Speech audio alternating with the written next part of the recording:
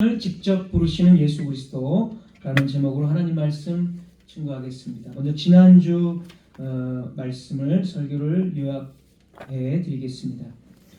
6월절의 떡과 잔은 하나님께서 이스라엘 백성을 애굽에서 구원하신 사건을 기억하는 상징이었습니다. 그러나 예수님은 떡을 떼어 내 몸이라 하시고 잔을 들어서 이것은 많은 사람을 위하여 흘리는 나의 피 곧 언약의 피라고 말씀하시며 떡과 잔이 장차 이루실 구원의 표징이 되게 하셨습니다.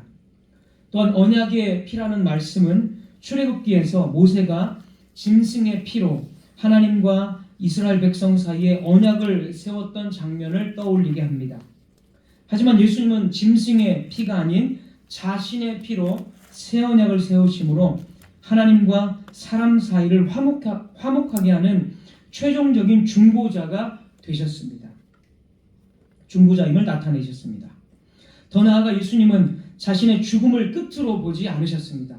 하나님 나라에서 새 것으로 마실 날을 말씀하시면서 죄가 해결된 후에 자기 백성과 함께 누릴 완전한 회복과 기쁨의 잔치를 예수님은 바라보셨습니다. 제자들은 이 뜻을 다 알지 못했지만 예수님은 장차 이루어질 구원의 기쁨을 바라보며 기꺼이 이 십자가의 길을 걸어가셨습니다. 그래서 마지막 이 만찬은 끝을 의미하는 식사가 아니라 하나님 나라의 도래와 함께 풍성한 잔치와 교제의 시작을 의미했습니다. 이제 이렇게 성찬을 제정하시고 나서 예수님께서는 이제 찬미를 하시고 감난산으로 가셨다라고 26절에 이어지고 있습니다. 예수님 당시 유대인들의 예배와 절기에서 가장 중심이 되는 찬양은 당연히 시편이었습니다. 특히 유대인들은 가장 큰 절기가 이제 3대 절기라고 하죠. 유월절, 그리고 오순절, 그리고 이제 초막절, 장막절이라고도 하고 마지막 초막절은 유월절, 오순절, 초막절 같은 이 큰 절기 때마다 부르던 특별한 시편 찬송이 있었습니다. 그것을 할렐 시편이라고 부릅니다. 할렐 시편. 이 할렐 시편을 보통 시편 113편부터 118편까지 6개의 시편을 할렐 시편이라고 부릅니다. 할렐. 할렐은 찬양하라 이런 뜻이죠. 그래서 우리가 잘 아는 할렐루야, 이것도 다 여기서 나온 말입니다. 할렐루야가 여호와를 찬양하라 이 뜻이고 할렐이 찬양하라 이런 의미입니다. 그래서 할렐 시편은 찬양의 시편 이렇게 부를 수가 있습니다. 예수님께서는 제자들과 함께 이 유월절을 맞이해서 이 할렐 시편, 찬양의 시편을 불렀습니다. 26절 우리 본문 한번 다시 읽으면 이에 그들이 찬미하고, 찬미가 바로 찬양이죠. 유대인들은 유월절에 할렐 시편을 불렀기 때문에 많은 학자들은 예수님과 제자들이 여기서 부른 노래가 바로 시편 113편부터 118편까지 바로 할렐 시편이라고 봅니다.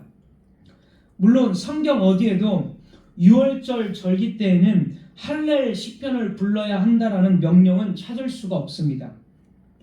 그러나 이것은 오래전부터 유대인들이 행하던 전통이었습니다.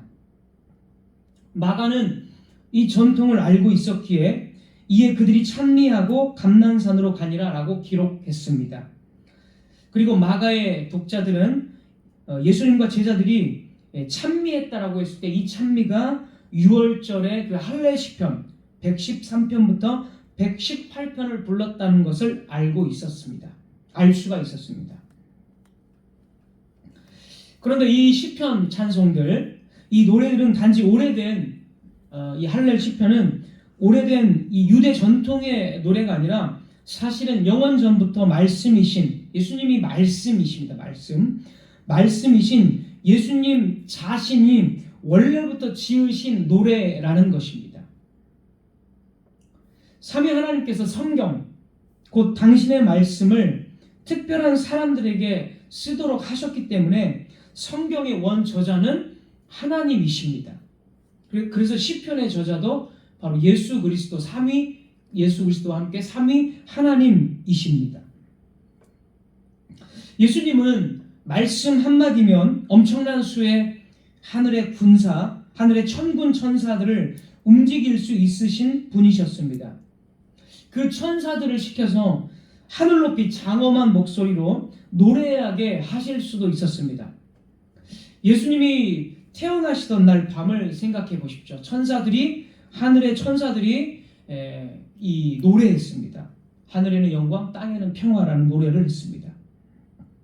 그래서 그러한 천사들을 대동해서 엄청나게 장엄한 위험 있는 이 온 예루살렘이 떨도록 엄청난 찬양을 예수님은 부르실 수 있었습니다.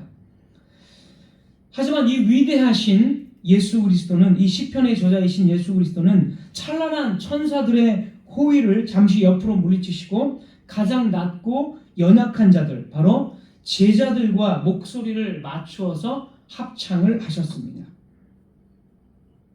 사무엘상 22장에 가보면 구약의 위대한 왕 다윗은 이제 아둘람 이 굴에 도망을 칩니다. 사울의 칼을 피해서 아둘람 굴로 도망쳤을 때 이 세상에서 환난당하고 빚지고 마음이 원통한 자들 약 400명이 다윗 주변으로 모여들었습니다. 다윗은 왕의 신분이었음에도 불구하고 사회에서 버림받은 이 비참한 자들의 우두머리가 되어서 그들의 처지에 깊이 공감해 주었고, 이 고난의 시기에 하나님을 의지하며 시편 34편, 시편 57편 등을 이 아둘람 동굴에서 지어서 불렀습니다. 다윗은 자신도 쫓기는 처지라 연약한 자들과 이 동병상련의 입장에서 노래한 인간일 뿐이지만, 예수님은 보다 훨씬 더 실제적이고 깊은 의미로 사람들이 처한 처지에 공감하면서 노래를 하셨습니다. 또한 예수님은 온 우주의 창조주이시자 하늘 보좌에 계신 하나님이신데도 오히려 일반 유대인들처럼 유월절의 질서 안으로 들어오셨습니다. 유대인들이 이 유월절 이 의식 식사 때는 이 정해진 이 시편 말씀드린 할렐 찬송 이 6개의 찬송을 이 순서에 따라서 불렀습니다. 그래서 유대인들이 정해진 순서에 따라 시편을 부르듯이 예수님도 그 절차에 따라서 자신의 시편을 부르셨습니다. 이처럼 노래하시는 모습은 주님의 깊은 순종과 겸손을 잘 보여주십니다. 모든 것의 주인이신 분이 스스로 질서 아래에 서셨고, 하늘 천사들의 찬란한 그 장엄한 찬양 대신 연약한 제자들의 목소리에 자신의 음성을 맞추셨습니다. 우리는 흔히 예수님의 종의 모습을 십자가를 지시고 고난을 당하러 가신 그 길, 그런 부분을 예수님의 고난이라고 또는 종의 모습이라고 생각을 합니다. 그때에만 예수님이 종이 되셨다라고 생각을 하기가 쉽습니다. 그러나 예수님은 특별한 순간에만 종이 되신 것이 아니라 언제나 자신을 낮추고 섬기시는 종이었습니다. 그러므로 예수님께서 자신의 시편, 할렐 시편을 부르실 때에도 영원한 시편의 저자이신 그분은 종의 모습으로 연약한 제자들과 함께 합창을 하신 것입니다. 이제 이 6개의 할렐 시편을 좀 더 주의 깊게 한번 살펴보겠습니다. 이 노래들이 유월절 밤에 예수 그리스도께서 제자들과 함께 직접 부르셨던 찬양이라는 사실을 기억하며 읽는다면 우리는 전혀 다른 깊이로 이 시편을 마주하게 됩니다. 십자가를 이제 바로 앞두기 전날, 십자가를 앞둔 주님의 음성으로 불렀을 이 찬양에는 측량하기 어려운 장엄함이 담겨 있습니다. 그리고 그 장엄함의 첫 번째 찬양이 바로 시편 113편, 바로 첫 구절부터 힘차게 시작이 됩니다. 그래서 오늘 시편 113편부터 118편까지 예수님이 불렀던 그 찬송을 간략하게 한번 좀 살펴보고자 합니다. 시편 113편 1절입니다. 시편 113편 1절.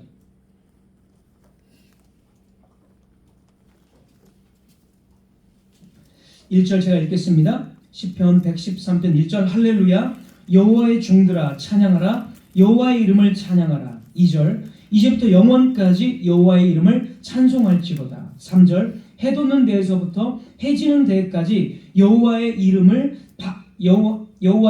찬양을 받으시리로다.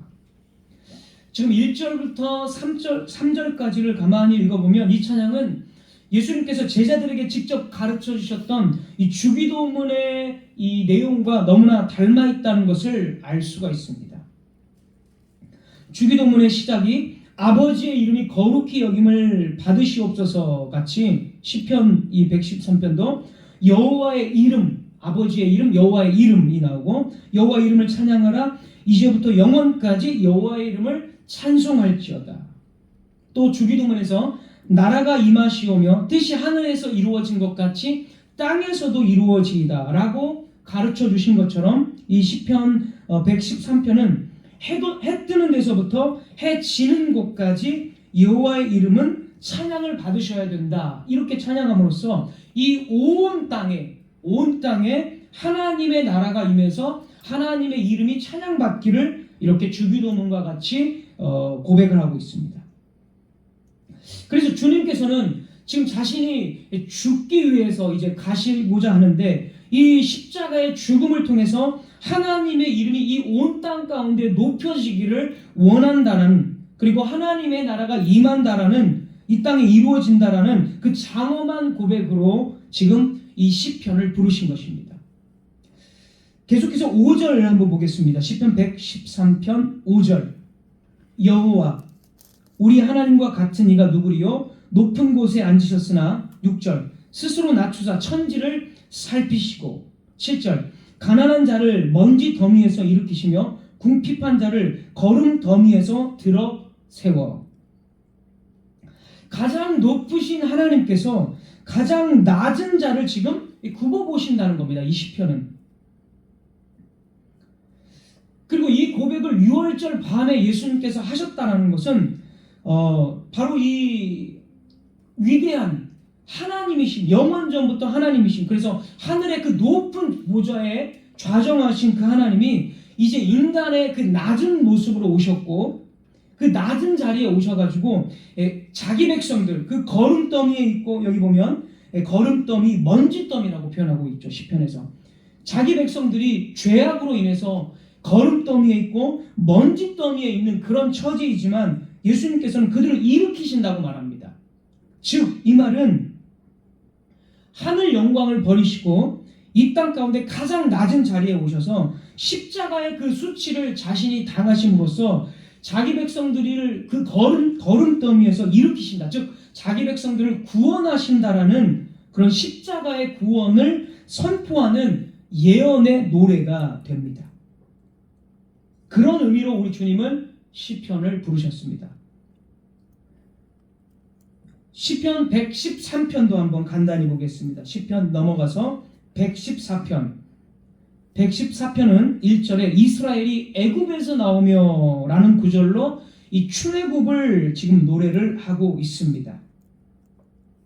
그러니까 6월절 밤에 출애굽을 지금 예수님께서 노래하신다는 것은 과거에 옛적 하나님께서 이스라엘 백성을 애굽의 종살이에서 이끌어내셨던 것처럼 이제 예수님께서는 죄와 사망, 사탄의 권세 아래 묶인 백성들을 출애굽, 그러니까 해방시키는 더 크고 더 완전한 진정한 출애굽을 예수님께서 이제 자신의 몸과 살과 피로 하시겠다라는 그런 예언의 노래로 역시 부르신 것입니다.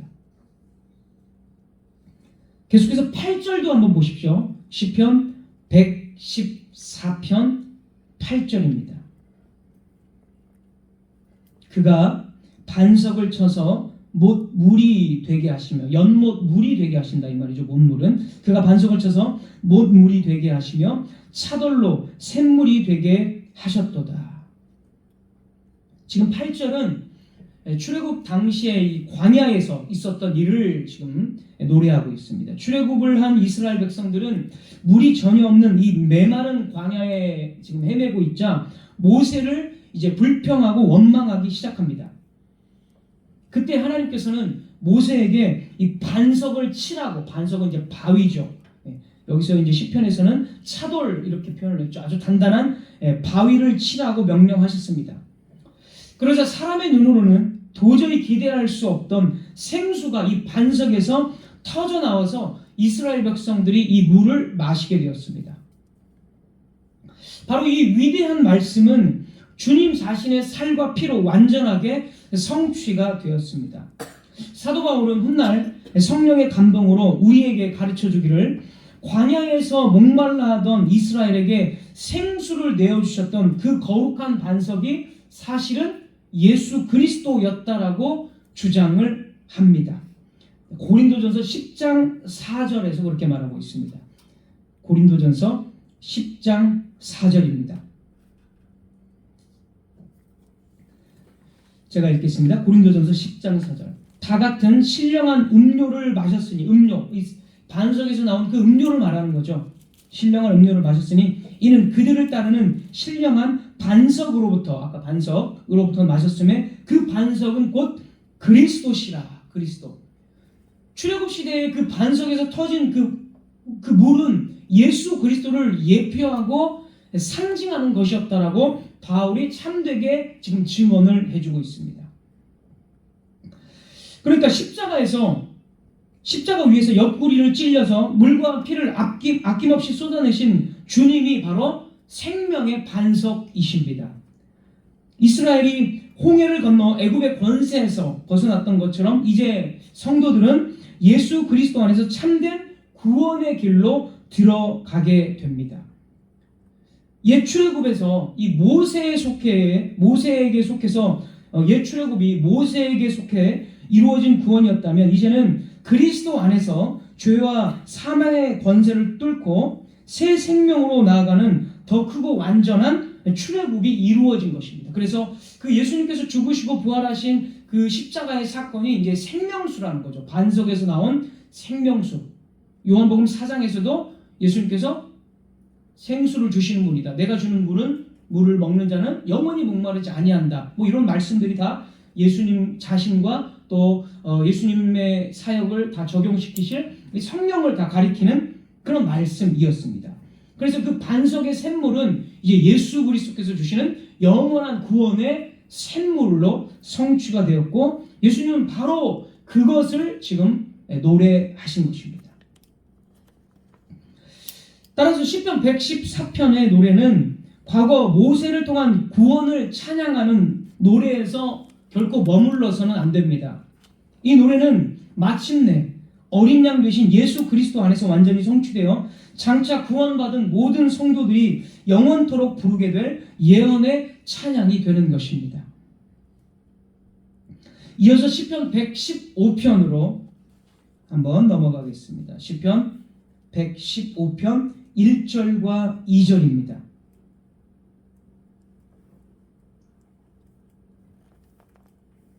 시편 115편 1절과 2절 제가 읽겠습니다. 여호와여 영광을 우리에게 돌리지 마옵소서. 우리에게 돌리지 마옵소서. 오직 주는 인자하시고 진실하심으로 주의 이름에만 영광을 돌리소서. 2절 어찌하여 문 나라가 그들의 하나님이 이제 어디 있느냐 말하게 하리이까. 그들의 하나님이 어디 있냐고 말하게 하리이까. 조롱하는 거죠. 그러니까 하나님의 백성을 이제 조롱하는 겁니다. 2절 같은 경우는 6월절 밤에 이 찬양을 부르시던 주님 앞에는 곧 십자가가 기다리고 있었습니다. 그리고 이 시편의 탄식은 마치 십자가 위에서 주님을 죽어가시는 주님을 바라보면서 사람들이 비웃듯 던질 조롱의 이 소리를 미리 들려주는 것 같습니다. 왜냐하면 너를 구원할 하나님이 이제라도 너를 구원하는지 한번 보자, 이런 식으로 유대인들이 말을 한 것처럼 이 시편 115편에서도 그들의 하나님이 어디 있느냐라고 지금 조롱하고 있기 때문에 이 15편의 말씀이 궁극적으로 다 예수 그리스도를 조롱하는 그런 그 유대인들과 믿지 않는 자들을 이렇게 가리키는 시편이었다는 거죠. 그러나 주님께서는 시편 115편 1절에서 말하는 대로 영광을 우리에게 돌리지 마옵소서 이렇게 노래한 것처럼 주님께서는 자신이 영광을 받지 않고 하나님 아버지의 이름이 온 세상에 전파되도록, 온 세상에 영화롭게 되도록 우리 주님은 그렇게 십자가에서 죽으셨습니다. 그래서 이 시편 115편 역시 마찬가지로 예수님께서는 자신의 영광을 버리고 아버지의 영광만을 높이실 그런 그 십자가를 통한 구속의 사역을 역시 예언한 찬양이 되는 것입니다. 자, 이제 우리는 시편 116편으로 또 한번 나아가 보겠습니다. 시편 116편입니다. 시편 116편은 사망의 고통 속에서 하나님께서 자신을 건져주실 것을 노래하고 있습니다. 8절 한번 읽겠습니다. 제가 시편 116편 8절.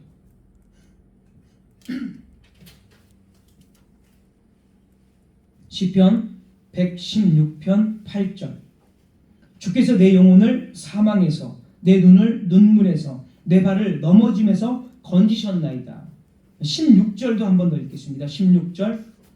여호와여, 나는 진실로 주의 종이요 주의 여종의 아들 곧 주의 종이라. 주께서 나의 결박을 푸셨나이다. 결박을 푸셨나이다. 주님께서는 곧 사망에 둘러싸이게 될 것을 아셨습니다. 그래서 내 영혼을 사망해서 시편 116편의 그 노래를 자신에게 적용을 시킵니다.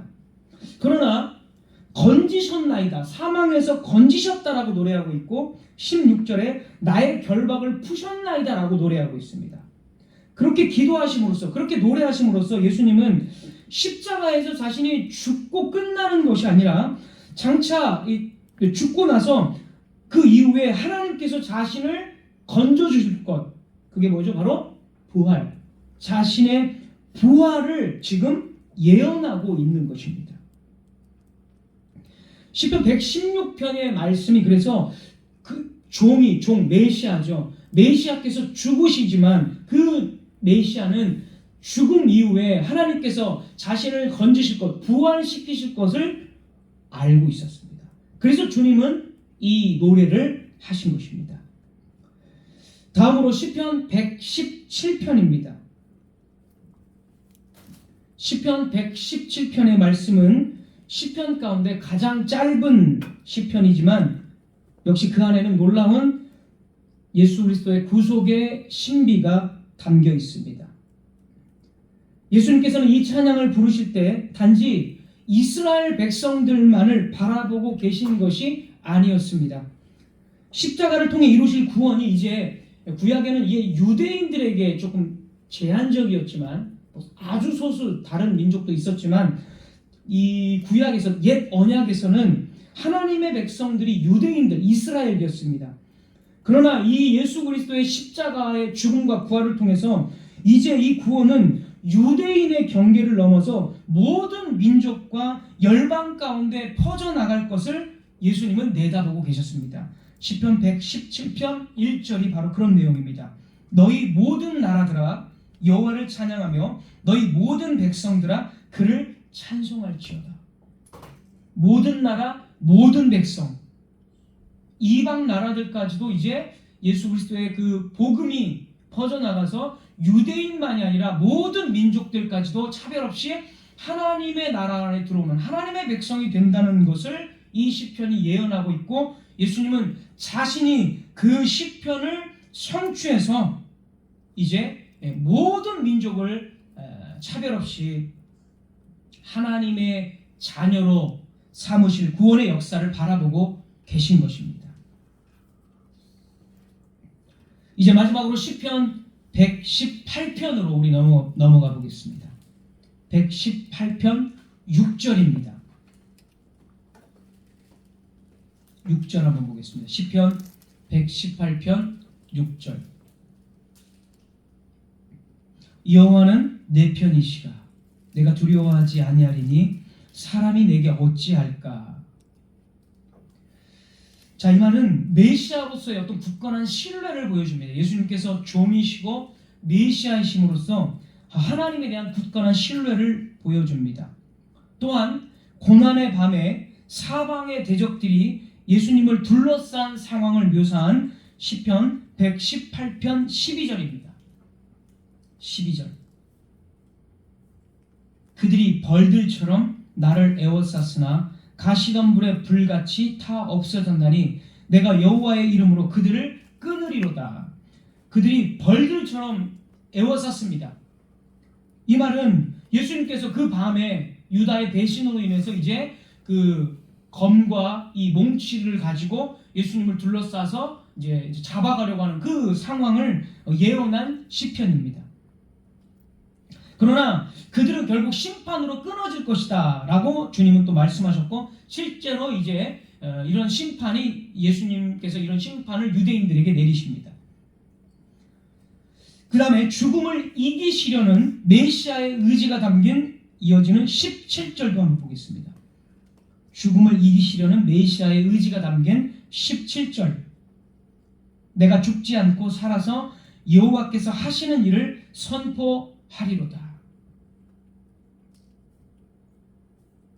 그리고 복음의 핵심이 담긴 22절도 우리 마지막으로 살펴보겠습니다. 22절입니다. 22절. 건축자가 버린 돌이 집 모퉁이의 머릿돌이 되었나니. 유대인들에게 버림당하신 돌입니다, 예수님은. 근데 그 돌이 집 모퉁이의 머릿돌이 되었다. 집이라는 것은 하나님의 교회를 집이라고 말하죠, 교회를. 그러니까 주님은 자신이 유대인들에게 버려져서 죽었지만 주님의 교회를 건설하는 머릿돌이 되실 것을 아셨습니다. 그래서 이제 베드로나 바울이 신약에서 그렇게 다 이야기를 하고 있죠. 예수님이 우리의 산 돌이시고 그 기초 머릿돌이 되셨다라고. 예수님 그것을 미리 아시고 선포하신 것입니다. 예수님께서 십자가로 걸어가시던 그 6월절 밤, 겉보기에 주님은 무력하게 붙잡혀 죽임당할 나약한 사람들에게, 죄는 없지만 사람들에게 정죄당한 죄인의 모습이었습니다. 사탄은 자신이 예수님을 십자가에 못 박아 승리할 것이라고 쾌재를 부르고 있었을 것입니다. 하지만 그 어두운 밤에 주님께서는 입을 열어서 자신의 찬송 할렐 시편을 부르기 시작하셨습니다. 이 시편을 부르셨을 때 사탄은 소름 끼치는 공포를 느꼈을 것입니다. 왜냐하면 주님이 부르시는 그 시편 113편부터 118편의 가사들이 바로 메시아가 고난을 당하고 죽임을 당하지만 결국엔 죽음을 깨트리고 부활하셔서 사탄의 머리를 짓밟고 영원한 승리를 거둘 것이라는 하나님의 엄유하신 승리 선언문이었기 때문입니다. 그래서 주님께서 부르신 그 시편의 노래는 비록 주님께서 정말 낮아진 모습으로, 그래서 인간적인 모습으로 부른 노래처럼 들려졌겠지만 그것은 그런 노래가 아닙니다.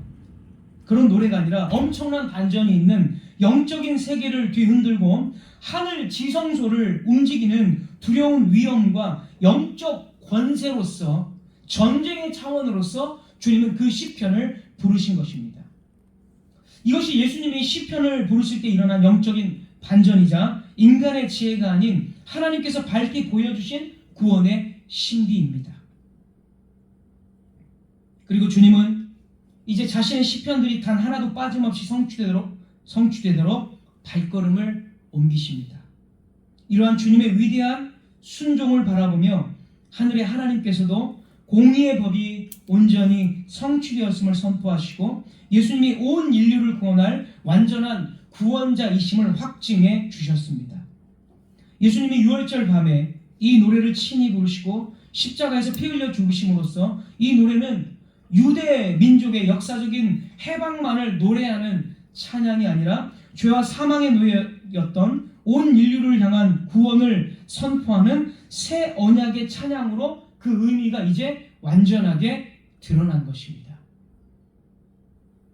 주님은 구약의 옛 찬송을 몸소 이루시고 성취하심으로써 신약교회가 영원히 부를 구원의 찬양으로 끌어올려 놓으신 것입니다. 우리 주님의 거룩한 할렐 찬송은 영원한 절망과 어둠 속에 갇혀 신음하던 우리를 향해 구원을 선포하는 우렁찬 승리의 합창이 되었습니다. 주님께서는 자기에게 속한 모든 자들이 이제 이 노래를 부르게 하십니다. 오늘날 그래서 우리는 이 시편 찬송을, 우리 개혁교회는 이 시편 찬송을 이런 의미로, 예수님에 대한 모든 예언이 이제 이 시편에 너무나 잘 드러나고 있기 때문에 우리들은 복음성가, 유행하는 복음성가를 부르지 않고 이 시편 찬송을 오늘날 예배 찬송으로 사용하고 있습니다. 예수님도 시편 찬송을 불렀고 신약의 교회도, 초대교회도 시편 찬송을 불렀기 때문입니다. 우리가 이 시편 찬송을 부른다는 것은 어떤 의미가 있을까요? 오늘날 우리의 삶은 세상의 높은 사람들에 비해서 초라하고 보잘것없어 보일 때가 많습니다. 우리는 또한 실패하고 낙담하며 아파하기도 합니다. 하지만 우리는 주님이 부르신 6월절 밤, 그 밤에 주님이 부르신 그 시편 찬송을 부를 수가 있습니다. 우리가 주님과 함께 시편 찬송을 부른다는 것은 무슨 뜻입니까? 우리가 주님과 함께 승리했다는 뜻입니다.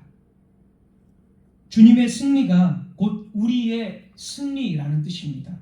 다시 말해서 우리는 실패하고 세상 속에서 실패하고 낙담하기도 하고 아파하기도 하지만 우리는 승리자라는 선언을 이 시편을 통해서 하고 있는 것입니다. 성도들은 결코 실패자가 아닙니다. 실패자는 오히려 세상 사람들이고 우리는 주님으로부터 인정받은 승리자로서 이 시편을 부르는 것입니다. 주님과 함께 노래하는 자들은 영광의 은혜에 참여합니다. 오직 예수 안에 있는 성도들만이 거룩한 영적 최고의 차원, 곧 성령 안에서 참된 영적 예배를 드리는 영광스러운 특권의 자리에 들어가 있는 것입니다. 주님이 먼저 고난의 찬송을 완벽하게 선창해 놓으셨기 때문에 이제 자격 없고 연약한 우리들은 그분이 열어놓으신 찬양의 길을 따라 부르며 하늘의 예배에 우리가 동참할 수 있게 되었습니다. 예수님께서 고난의 탄식을 뚫고 마침내 죽음을 이기시어 부활의 승리와 하늘 보좌의 영광을 얻으셨던 것처럼 그분과 함께 노래하는 우리에게도 동일한 부활의 승리와 영광이 보장되어 있습니다. 하나님의 놀라운 구원의 역사에 우리가 참여하고 있는 것입니다.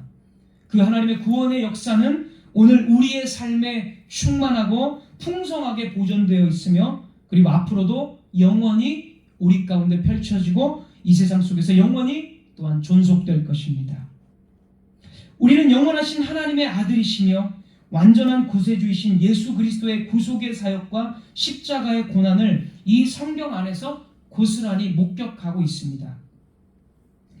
사랑하는 성도 여러분, 그리스도인들은 이와 같은 구속을 주신 하나님을 향해 마음에서 우러나오는 감사의 찬송을 부르는 사람들입니다. 그리스도인들은 이와 같이 영광스러운 하나님을 찬양하는 사람들입니다. 여러분은 노래하십니까? 아니면 노래하지 않으십니까? 여러분은 머뭇거리고 있습니까?